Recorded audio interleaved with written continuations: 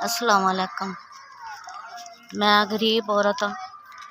मेरिया रिपोर्टां ने मेरे छोटे छोटे दो बच्चे ने, कोई कमान वाला नहीं, बुढ़ा बंदा तो किराए ते मकान है। की करा, मेरा बंदा इलाज नहीं मेरा करा सकता, तो यह मेरे जिगर का मसला है। ओदी इन्नी कमाई नहीं कि मेरा इलाज करा सके। वह मजबूर है, बुढ़ा है, कुछ नहीं कर सकता। मैं गरीब हाँ, मैं की कर सकनी है? कुछ नहीं कर सकती। मैं वडेरी हाँ आप भी, मेरे को कुछ नहीं हो सकता। मैं एक दो घर काम करती सी, हुण मेरे को काम नहीं हुंदा तो मैं काम भी छड्ड दिता। उन्होंने मैनू आप ही छुट्टी कराती, तुसीं वडेरे बंदे हो, तुसीं काम नहीं कर सकते, तुसीं घर आराम करो।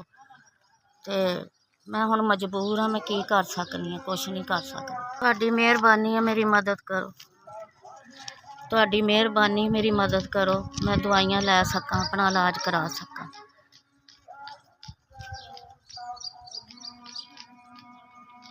ਅਸੀਂ गरीब बंदे आ, ਤੁਹਾਨੂੰ ਦੁਆਵਾਂ ਹੀ ਦੇ ਸਕਦੇ ਆ। ਅਸੀਂ ਇੰਨੇ ਮਜਬੂਰ ਆ, ਤੁਸੀਂ ਸਾਡੀ 5000 ਰੁਪਈਆ ਦੇ ਕੇ ਮਦਦ ਕੀਤੀ ਹੈ। ਮਤਲਬ ਤੁਹਾਡੇ ਬੜੇ ਸ਼ੁਕਰਗੁਜ਼ਾਰ।